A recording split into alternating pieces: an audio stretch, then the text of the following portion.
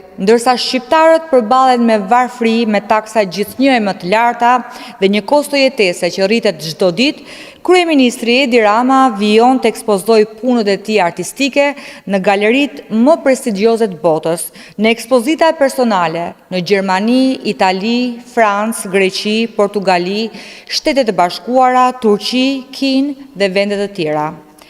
Vetëm për përdorimin e hapësirave ekspozuese gjatë 2 ekspozitave të fundit, shpenzimet mund të arrijnë qindra mijëra euro. Kështu, ekspozita Crystallizing e zhvilluar këtë vit në Berlin nga data 1 maj deri 27 qershor, zgjati 58 ditë.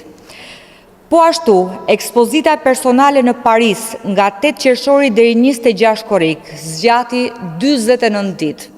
Hapësirat e ekspozimit të këtyre niveleve mund kërkojnë kosto shumë të larta pa përllogaritur dhe përfshirë transportin e veprave, siguracionin, montimin, promovimin dhe shpenzimet të tjera organizative. Ndërkohë, Edi Rama ka zhvilluar ekspozita të tjera në Athinë, Napoli, Berlin, Stamboll, Hong Kong, Mynih dhe vende të tjera.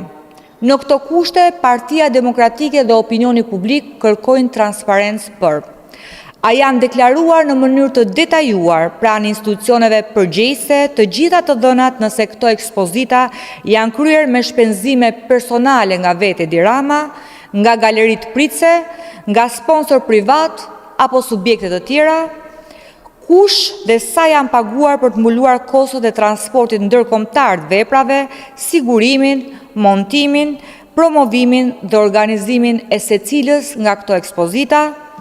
Partia Demokratike i kërkon institucioneve përgjegjëse të verifikojnë nëse janë respektuar të gjitha detyrimet ligjore për sa më lartë.